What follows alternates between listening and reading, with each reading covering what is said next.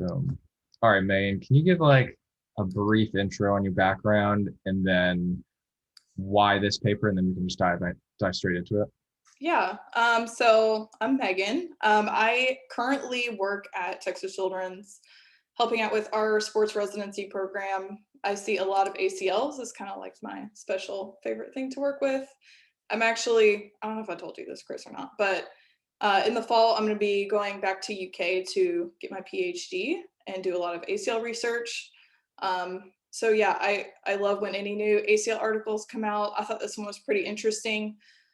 Core strength training can alter neuromuscular and biomechanical risk factors for ACL injury. Of course, we're always trying to figure out how we can decrease ACL injuries. Doesn't seem like anything ever really works, but yeah, we'll see what they think might work. Does anyone else have any questions before we start? I was just gonna like briefly summarize the article and then start asking some questions. Sounds perfect.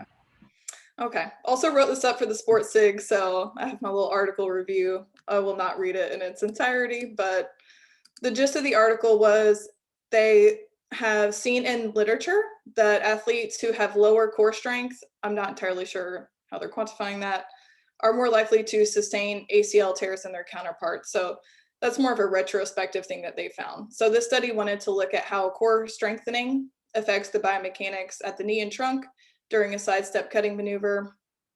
The authors predicted that the core strengthening group would demonstrate decreased hip adduction, knee valgus, and tibial internal rotation after 10 weeks of core strength training versus a control group who, I guess, did nothing.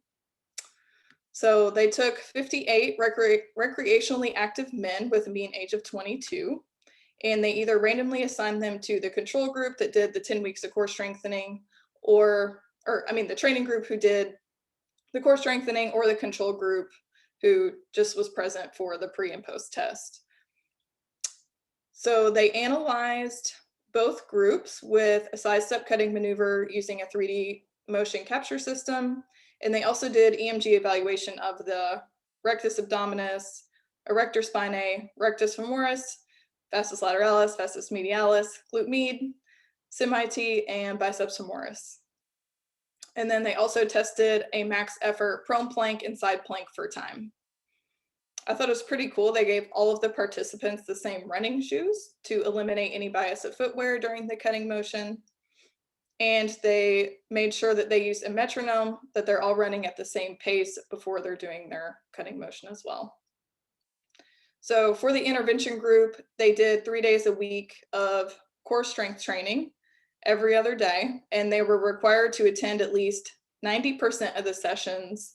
So I believe that was 27 out of 30 in order for their data to be included in the final data set for the trial. So for the first 5 weeks, their graph on this was really freaking confusing. But the participants held a prone plank, a side plank, and a bridge for 3 sets of a minute. And then they performed leg raises, crunches, supermans, and plank hip twists for 3 sets of 12 with a 1-2-2 tempo for each rep. So 1 second up, 2 second hold, 2 second lower for each rep. And then for weeks 5 and 10, they changed the planks and bridges to single leg variations for 3 sets of 30 seconds per side.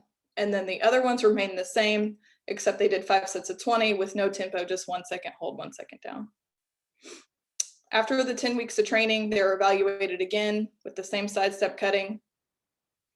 And yeah, so what they found was that the training group, no surprise, had increases in their plank and side plank performance versus the control group, which makes sense because, yeah, they were training the plank and the side plank. They also had a significant increase in trunk flexion, decrease in hip adduction, and knee valgus at initial contact. And the change in hip adduction was correlated to improved side plank endurance times. And the decreased knee valgus angle was correlated with improved times on both the side and the prone plank.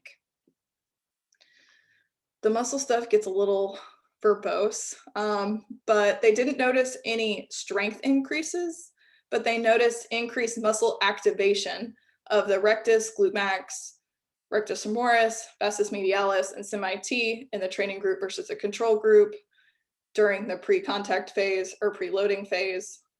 And they found what they would say are improved activation ratios of the vastus medialis to vastus lateralis, rectus abdominis to rector spinae, and hamstring and quad in the pre-contact phase. Whew, yeah, that was a lot. So the authors concluded that after 10 weeks of core strengthening, they showed decreased knee valgus and hip adduction, which they are assuming would help decrease the likelihood of ACL injuries due to that being an injurious biomechanical fault that they often see in athletes who sustain non-contact ACL injuries. And yeah, they want to add this to ACL prevention programs and think that it would be a good addition. So yeah, that is the gist of the article. I have a ton of questions. If anyone has any offhand, please feel free to ask, or if you want me to run through some of the ones that I have.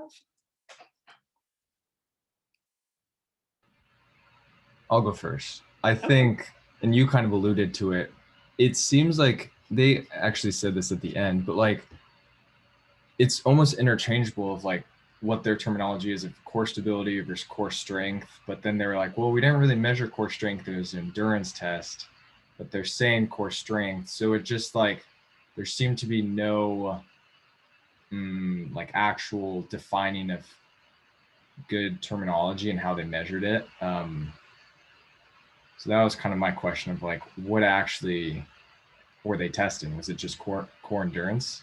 Yeah, and what do they define? I think the biggest question was like, what do they define as the core? Like, I what think are they they including? said any of the muscles of the like, they had it on top, like pelvis and hip was I think their definition of the core, which Yeah, include the muscles of the trunk. but I'm like, It's pretty broad. it is pretty broad.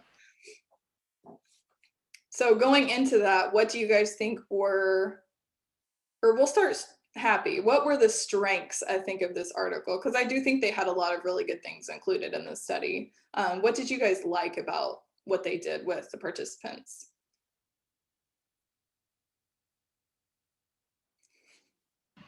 That's the hard part. I like that they showed exactly what their protocol was. I did like that too. They all have the same shoes. That's pretty dope. That is cool. Wonder if they got free shoes. That's pretty cool. I thought they did a pretty thorough job, again, with making sure that they're being quote unquote compliant with the exercises, that they had to be observed by, I don't know what they deem a sports coach, but somebody was there making sure that they were performing them correctly with the same duration of time in those shoes. Like they knew that they were doing what they wanted them to do.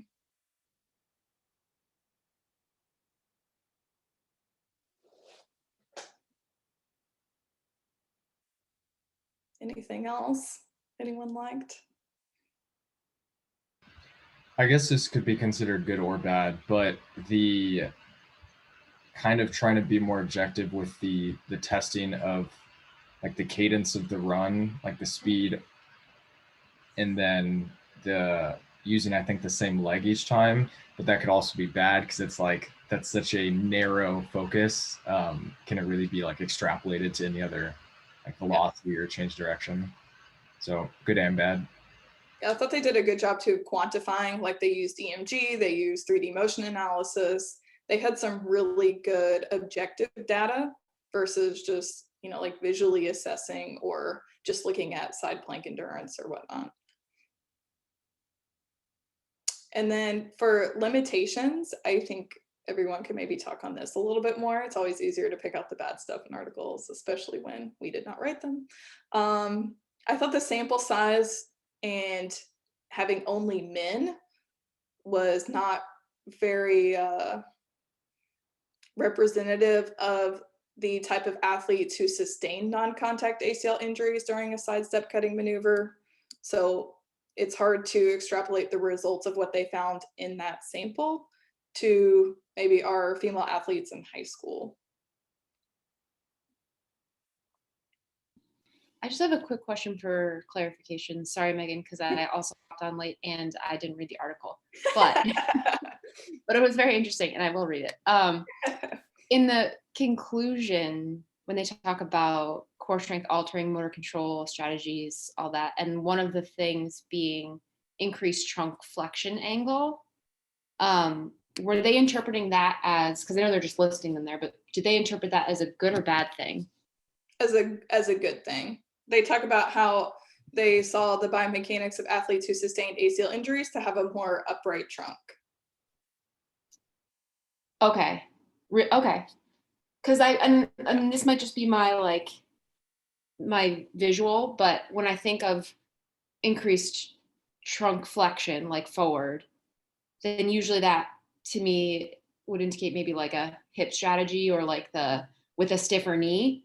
Yeah. I know that's not always the same pattern, but I know that's kind of what's spoken about, or sometimes what I see. So in their findings, they actually found more upright trunk and greater knee flexion to be indicative, or people who had it, or Let me see if I can find the exact quote. But yeah, and I don't want to no, you're good. Probably They did talk about okay. Okay.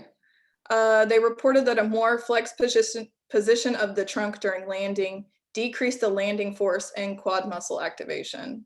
Similarly, participants who extended their trunk implemented a quad dominant strategy. okay. That's what they're referencing that to, and that they wanted them to have an increased trunk angle. And what were the ages of the males here? The average age was 22. Okay. Yeah, I'm wondering if maybe the advantageous patterns for that age group would be slightly different, because the only thing is like that's sort of like flipped in my mind based on the rest of the research as far as like what is potentially seen with people who are at higher risk. Mm-hmm. So that would be the only point that would be like really interesting to me in their findings, because that goes against kind of like what I've learned, but that's why I wanted to I feel the same way. And if you look at the training group, like the pre-training, post-training in the core strengthening group, the knee flexion angle, I mean, very insignificantly, but did decrease a little bit. Interesting. So I would think that you would want a more knee flexion Yeah. initial contact, but okay. I just want to make sure it wasn't me. I think they picked what they wanted to look at. It would be interesting sometimes to talk to the authors, I think, too. Yes, it would. Yeah, it was an interesting study for sure, but I think they sort of glazed over some of that maybe important stuff to make it sound better than it was. Does anyone else have any limitations that they want to discuss? It was wild that there were so many. Oh, go ahead, Quinn. Q. No, I was just thinking like some of the, going back to what Steph was saying about some of the premise of some of this, like we're taking males who may not at baseline even have much of a risk to tear. I mean, like how you quantify that risk of ACL injury is also kind of muddy just in the research already to begin with. So now we're taking folks who maybe aren't at risk and don't really have any, major movement patterns that are, subjecting them to anything incredibly, risky. And then you train them, and one group gets a little bit more core training and you see a little bit better core control. But I don't know, I guess the premise of it in my head just doesn't, perfectly well equate to a risk reduction, because we're looking at non-injured folks, males, older, kind of like not really super at risk population maybe already to begin with. So just the premise of it, I guess for me, was a little bit limited in that way. Also, Nike downshifters, there's nothing downshifter about that. If you try to cut in those things, you're gonna roll over those. I did not Google the shoe, but I believe you. No, but I'm just thinking like, I guess there's just some leaps in my mind that were taken in order to like set this up, that just on the front end of things, that now we're going to make these conclusions at the end, that these certain variables that we're believing to have some, bearing on ACL tear improved in these athletes that maybe didn't have anything so bad to begin with. I don't know. Yeah, Oh, that makes sense. I also thought too, I don't know how they chose these core exercises, but the crunches and the more, I would say, like traditional core exercises, they really didn't follow up on performance with that. They really looked at how side plank and prone plank and bridge correlated to the reduction in these activation ratios and biomechanics. And to me, side plank is more of a glute med exercise, which is highly correlated to the reduction in hip adduction. And then the supine bridge, to me, is more like a glute ham exercise than a core exercise. So I thought that was also sort of interesting that I'm not even sure that the exercises they said helped these mechanics are necessarily core exercises.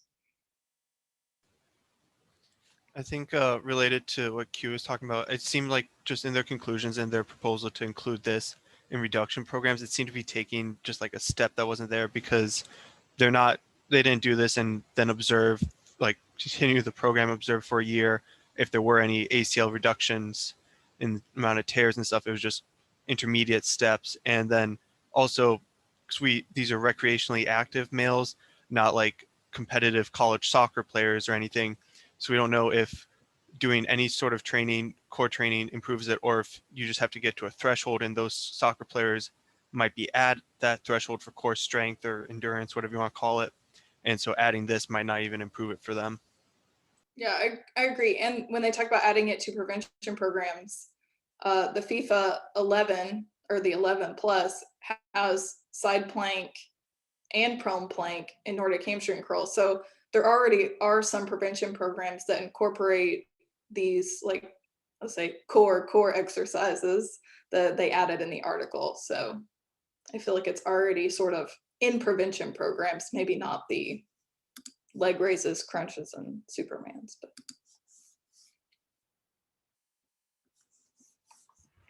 It's also such a, and they have to do this, but it's such a sterile environment for the like the predictability of the change of direction.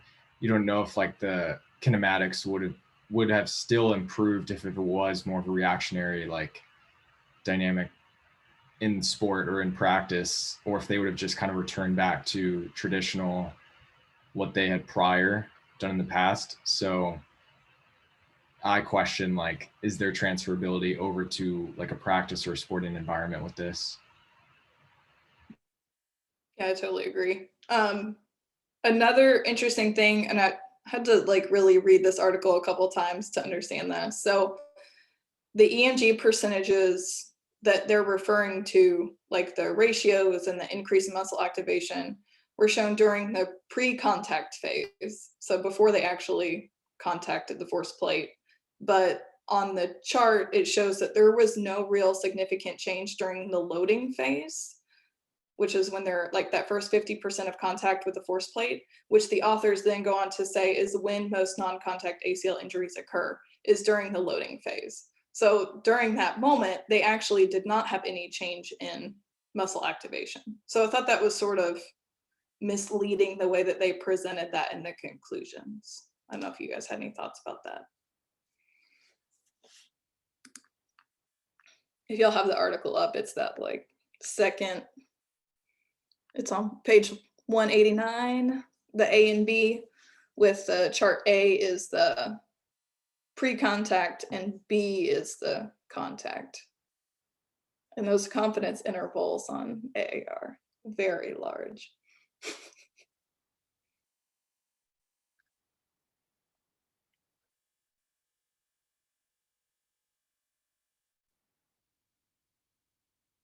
But yeah, I mean, I don't know if you guys have more knowledge on that than me, but with the pre-contact ratios being different, do you think that actually affected the biomechanics or kinematics at initial contact? Because they did find changes in that.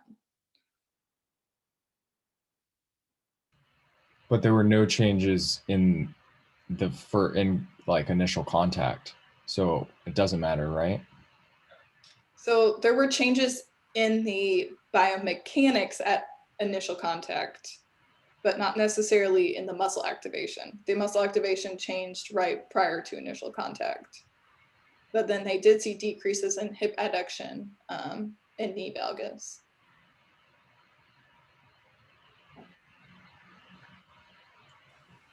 could you make the argument then that the changes in the pre-contact phase would be leading to like a different position that would lead to better biomechanics even at loading phase, even though there is no difference of EMG at the loading phase?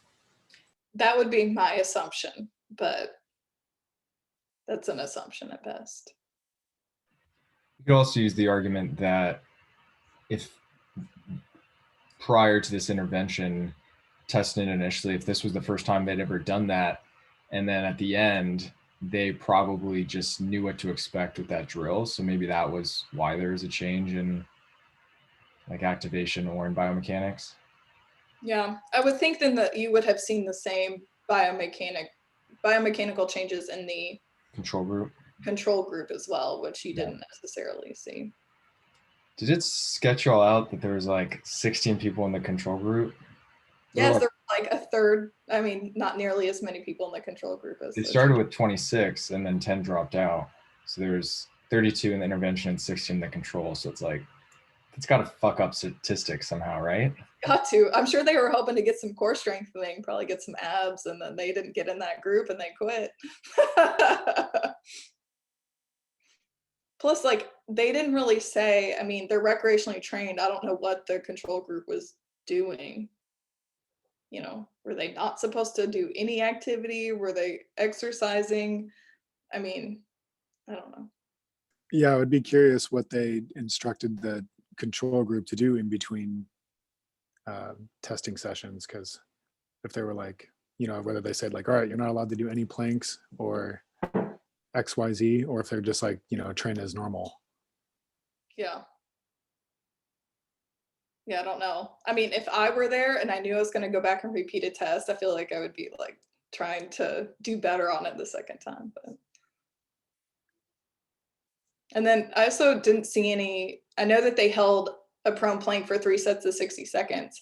I mean, that's sort of a long time if you're an untrained person to be doing 3 sets of 60-second planks. So it'd be interested to see how they like, was there any qualitative aspect to how they're holding a plank? Was it just hold it the best you can? Was everyone able to do that? I feel like that's pretty difficult.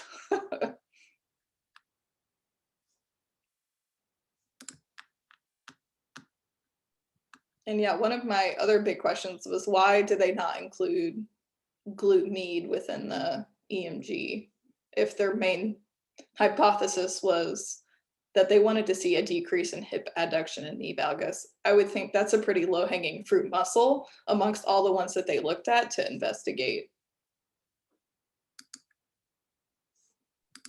Yeah, I mean, overall, I think, you know, some of the takeaways, you know, outside of just hammering all the flaws of the article, you know, going back to what you were saying about like the pre-activation stuff, you know, I mean, there's been literature on that to this point, that pre-activation before landing has some bearing on you know, ACL risk reduction perhaps. But you know, I guess when we see papers like this, like the core activation type stuff, like I think in a good training program, we all know this, right? Like there's going to be some level of glute med and max and core and trunk stability in the program. Like if you know how to program and you're good strength and conditioning minded PT or clinician, whatever, like that's going to be in there.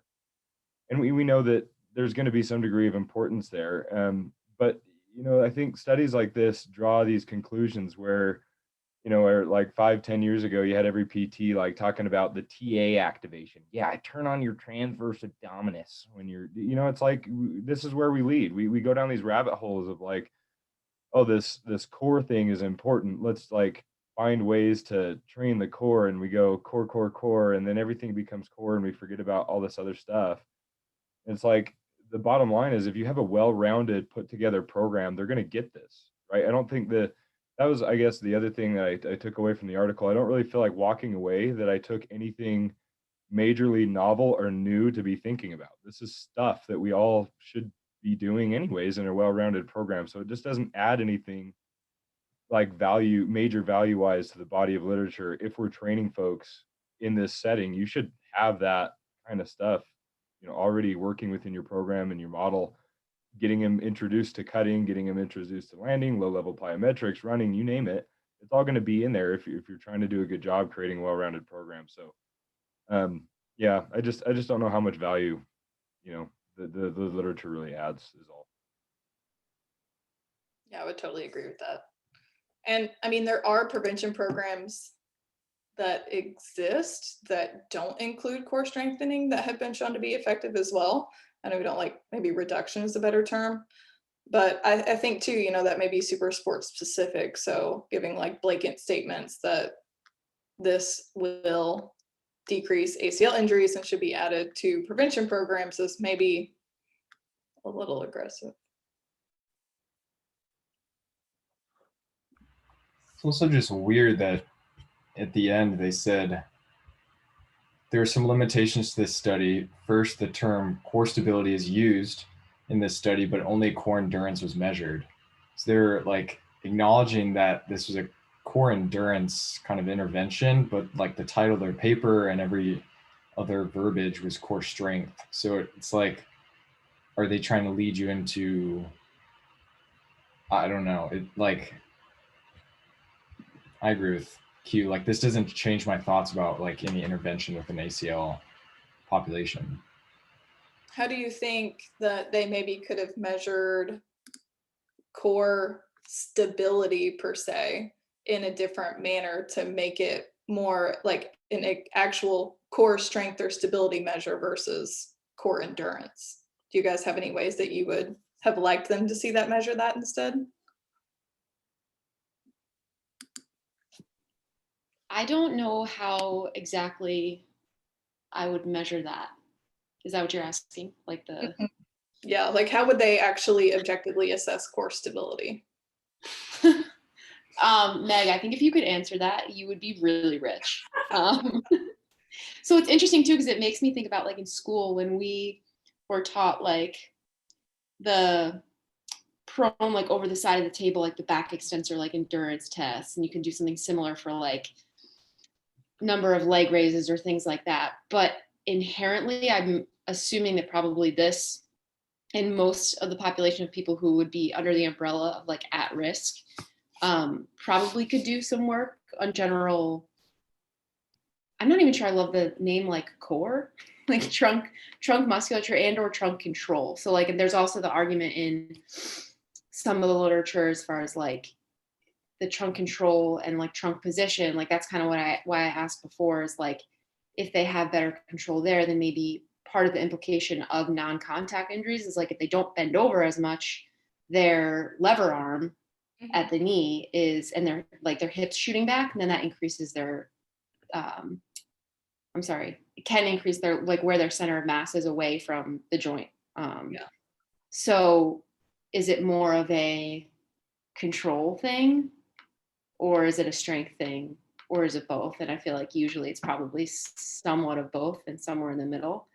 But as far as endurance tests goes, those probably like if you're going to do an assessment of core strength, it would probably be something like a 1 to 2 minute plank. And can they maintain position? Are they shaking once they get to 30 seconds? Because like you said, if they're untrained, then a minute's probably a really long time. Yeah, I would be shocked if these people who were recreationally active or didn't work out were doing 3 60-second planks with a 1 minute break in between. I mean, that's not easy if you're not doing planks regularly. And I also think, if they had picked a different measure than what they were training, there's definitely a training effect that goes into the control group with having them repeat the same exercise. So maybe if they did like the leg lower with the blood pressure cuff and then trained them in the plank and the side plank and then re-looked at those, you may see less of a training effect that skewed the results than having them just repeat what they've been training. Right. Here's something else I think is really important to think about though when we talk about testing of any kind in this context. I think the contextual stuff really matters because we draw a lot of conclusions between like let's take this way back between like squatting and deadlifting to like vertical jump and running stuff. or throws, that's done a lot too. And like throwers, so it's like we make these big jumps that this training thing we're testing equals the performance thing we're looking at, but we often don't test the performance thing we're looking at well enough in the context we want. Like, so core stability, like the only way to actually understand if there's some kind of like core stability issue in this lateral cutting is to test lateral cutting repeatedly over and over again and have some kind of measure of trunk movement. Obviously, this is going to take like all of the fancy, cameras and stuff that they were using in a study like this to actually see that. But the context matters. I don't think any amount of like planking for core stability is going to increase your, brace significantly in a max effort squat. Like it might, but if it's not a max effort squat, it's not a max effort squat. So it doesn't matter what you're testing outside of that. You know what I mean? So it's just kind of like, well, if we're gonna test a cut and then say that the cutting, is what is important, then we should probably be testing the cutting in the context of core stability. So if there's like maybe an increased trunk flexion, maybe we have barriers or cutoffs from baseline that after a certain amount of repeated bouts of cutting, trunk flexion increased or certain different strategies increased. You get what I'm saying? Like the context matters. And I think we take these tests, these table tests, and then think that there's like some kind of direct link to the performance test. And I just really don't think there is that much. There can't be, because there's so many other factors and environment things going on, and the neuromuscular coordination of that athlete. How many times have they cut? Are they good at cutting? Used to cutting? You could have a crazy strong core and still suck at cutting. You know what I mean? So that's all I'm saying.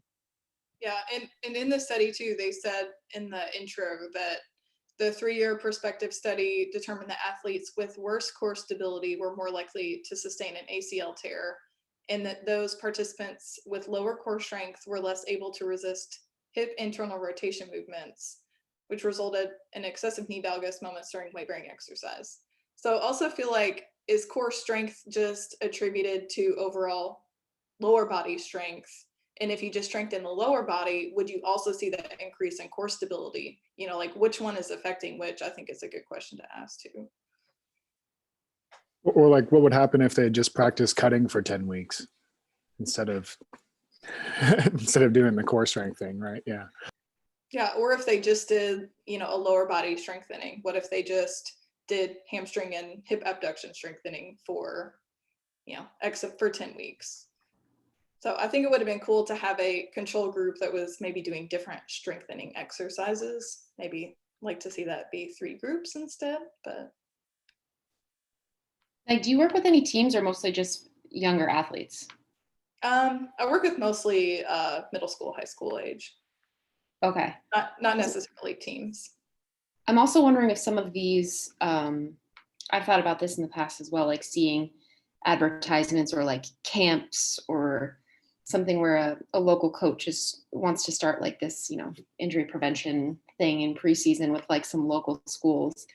And I think sometimes studies like this can be really helpful for people, or like somewhat advantageous for people that are trying to start something like that, because it's really nice and a bolster to have references to back what you're trying to do. And for most people, like a population like athletes and their parents or high school coaches that don't necessarily have a background in research, having a list of 12 references for why this program will help your kids not get hurt. This is almost like ammo for that, I think too, because it's not super stringent with what they did. And it's kind of cool that they found these numbers, but I do think in general, like you were saying, something like core strength being lower, leading to, more of those individuals had an injury down the road, is probably because they in general were not as strong. We can deduce that, but I feel like general public can't necessarily. And then you get these people who will put together a nice presentation for a local school. Now that being said, I feel like if it's to warrant them teaching and onboarding with something like the FIFA 11 and they actually do it and they're compliant with it, fine. Like, because we know that if people actually stay consistent with something like the FIFA, that their injuries are lower.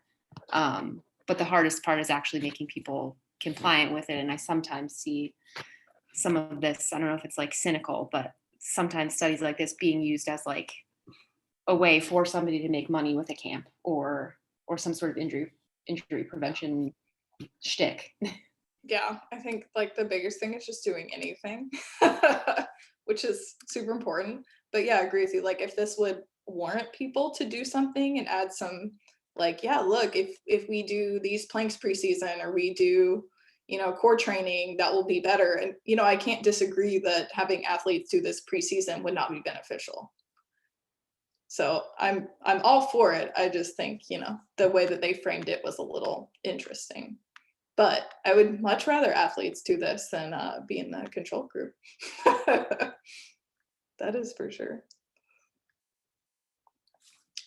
Let me see if I had any other good burning questions on here.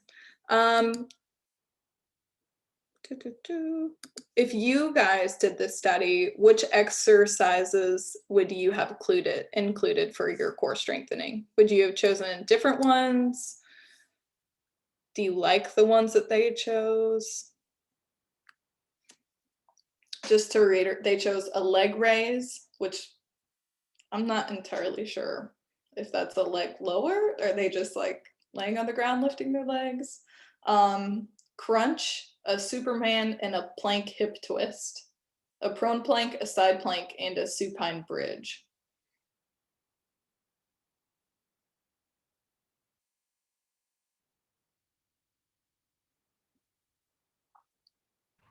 Are there any that you feel like maybe they didn't include that they should have included? I don't think there's inherently anything wrong with any of them. They're just, I think what you alluded to, like, what was the rationale for each of those? And then none of them are super special and they're all pretty low level. I mean, as you said, like, it's hard to have the endurance of it, but like, is doing a squat not a core exercise? Or like, I don't know if even like what's the argument for doing these specific core exercises if, like, kind of as Q alluded to, like you're doing a broad, well-programmed like S&C program where you're doing sprints and throws and jumps, and like what's the rationale for even adding this in? I guess they were just trying to validate the studies who said that they saw that athletes with ACL tears had lower core strength. So I guess this is validation to them that doing specific, what they would say is core strengthening only, led to improved lower body biomechanics. So I guess I would assume they picked these because most people would think of these as really traditional core exercises, so that they could say at the end, yep, we just did core and yeah, they got better. And therefore we can conclude that improved core strength will maybe lead to decreased ACL injuries by improving lower body mechanics.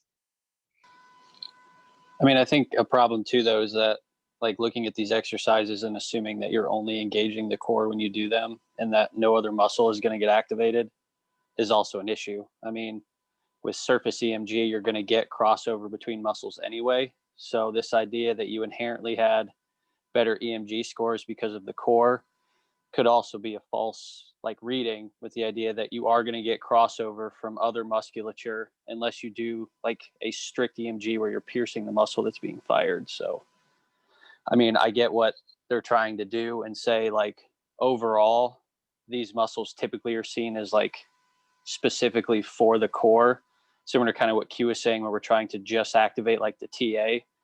But again, you're assuming that those are the only muscles that you're going to actually activate when you do these types of movements, and that you're not going to, you know, maybe compensate a little bit and get some other activation somewhere else, or, you know, increase firing in a different muscle. So I think, you know, that can be a problem as well, where you go, oh, well, we did core exercises, they got better, but we didn't look to see, well, are they using other musculature to help support these movements as well? Which I think the answer would be, yeah, they probably are. Yeah. And I think that too could go into if they had them do only lower body training, that people may come back and be like, well, they strengthened the core during these activities. It wasn't exclusively lower body training. So, you know, I think that just goes into saying like, whatever you choose to do with your athletes for prevention programs or what have you, no exercise targeting the core or just the lower extremity, unless you're doing, seated knee extensions, is really exclusive to just the lower body or the trunk. Everything kind of works together as a unit. So I think the term core, like Steph was saying, really encompasses trunk, which can include, hip abductors, hip extensors, quads, etc. And you can really extrapolate that however far I think that you want to. Would you incorporate these into your rehab or risk reduction strategies for patients? I think possibly the planks. I do planks with my post ACL patients. But I think if you've got patients coming into you who, or have PFP, or they have these faulty biomechanics, they haven't torn their ACL, but you maybe see the writing on the wall that if, they don't get stronger or they don't continue with stuff, that may be the next time they end up in your office. These could be good exercises to give them to keep up with at home that are really easy, that don't require any equipment. You don't need a barbell, you don't need as much biomechanical savvy like with squatting, etc. So yeah, I think those are good exercises to maybe give your patients who you think might be at risk. I don't know if that is my opinion from this article, but I think that's one way that you could use this information. I think too, to build off kind of what Steph was saying a little bit earlier, in regards to like a team aspect, I did a short stint with athletic training, and a lot of the high schools that I worked with were smaller. They didn't have like a ton of money that they put into athletics. So most of the strength and conditioning were run by like parents or, some random teacher who thought they knew what they were doing. But you watch these kids train or warm up, and it was just total chaos. So I think giving something that people are comfortable with or understand, like some of these exercises, where we know that it may not be as specific or as isolated, but something that we can give these coaches or these teams to start implementing to maybe just help. I wouldn't say prevent, but add something else that we know is more beneficial than just these random drills that these parents think that they know what they're doing, or that these, teachers know what they're doing, to at least try and get the ball rolling in the right direction, to say, hey, here's some extra exercises that I think, might be beneficial for what we're trying to reduce. I know I saw a ton of, knee related injuries with these athletes, but again, if you watch how they promoted strength and conditioning, there was no fundamentals whatsoever, and they really had no idea how to implement these types of things. So even though, similar to what Q was saying, like if we know what we're doing, we should be implementing these things anyway. It could be a good entry level for some of these, programs where maybe they don't have access to a good strength and conditioning coach, and things like that. So I think, utilizing these studies for those types of situations could be important. Even though, again, I think we would need to try and have a stronger hold and implement more than just, of course, core activities.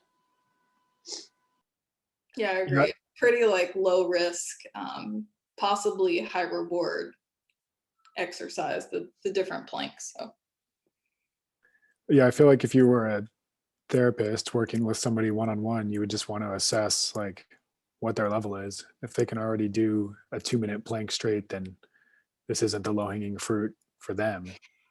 But if they can't do a plank for 20 seconds, then like absolutely, like that's something that you'd probably want to throw in.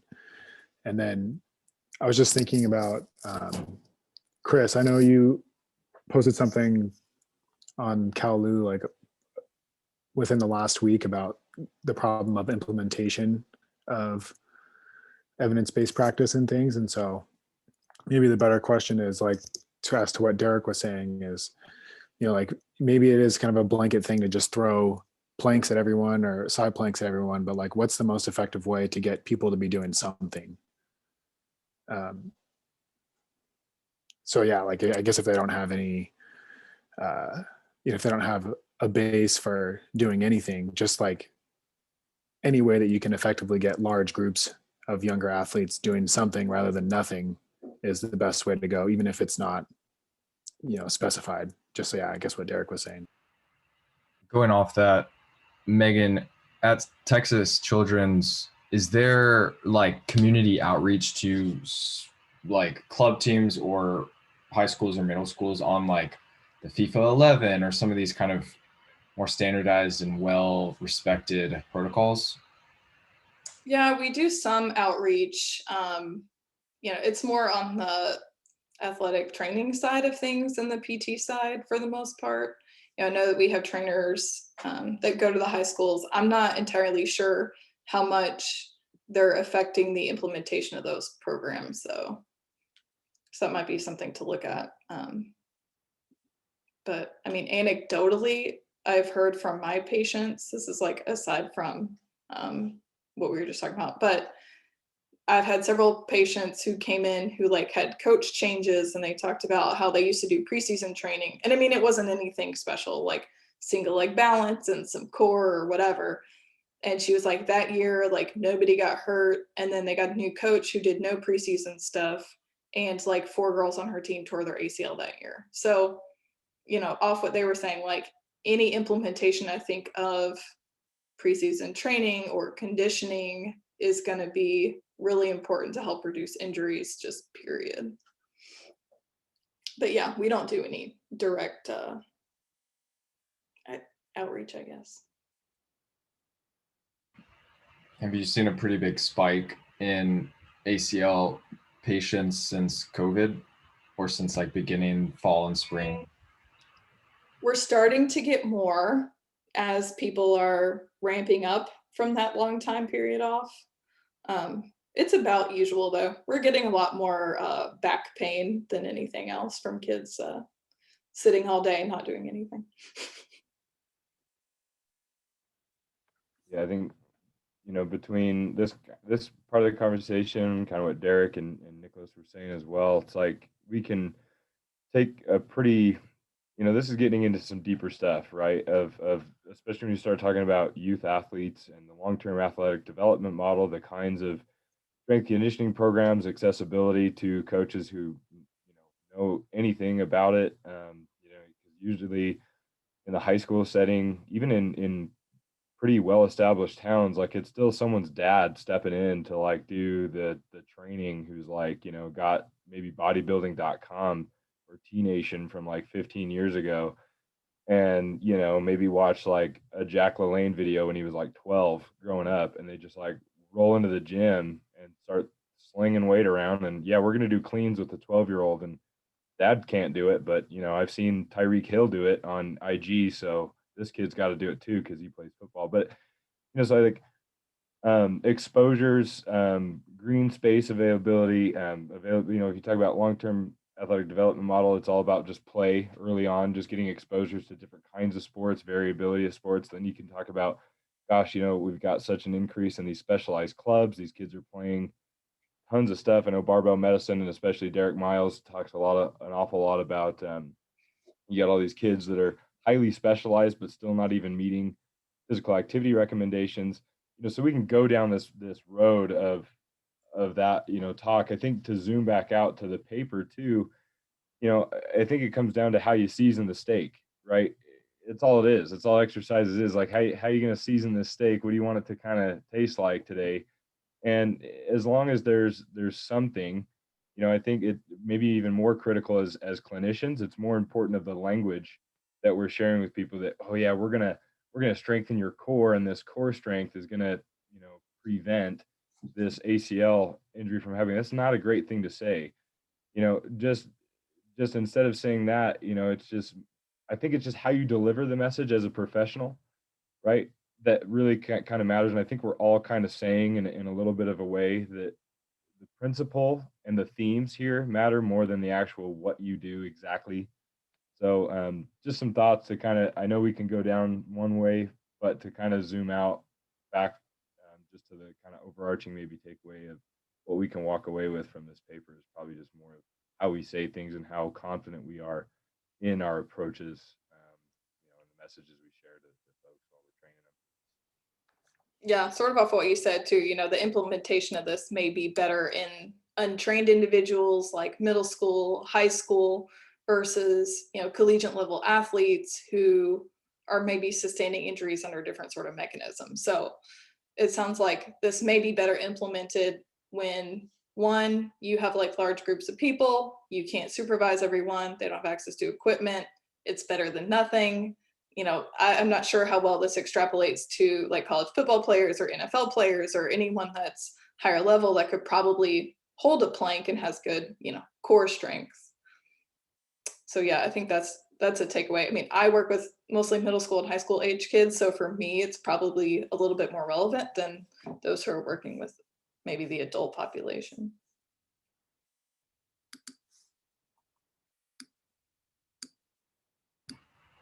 Dope. Well, that might be it. Now, does anyone else have any ways that they're going to implement this into practice? Or not?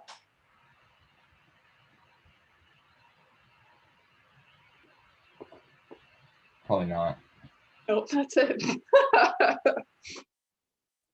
Okay, well, thanks everyone for coming. That was a lot of fun. Yeah, thanks for leading this. This is great. Next week we're gonna have Jim Eubanks talking about spinal stenosis, and then the freaking physical stress theory guy coming in the week after. I forgot his name. And then yeah, but Megan, this was great. Yeah, thanks for having me. Yeah, I wish we could have talked about all the open chain ACL drama, but we would have been here for like 5 hours probably. What are your thoughts about it? I mean, we kind of cut it short. What are your, if you want, like, that's a rabbit hole. What? That's such a rabbit hole.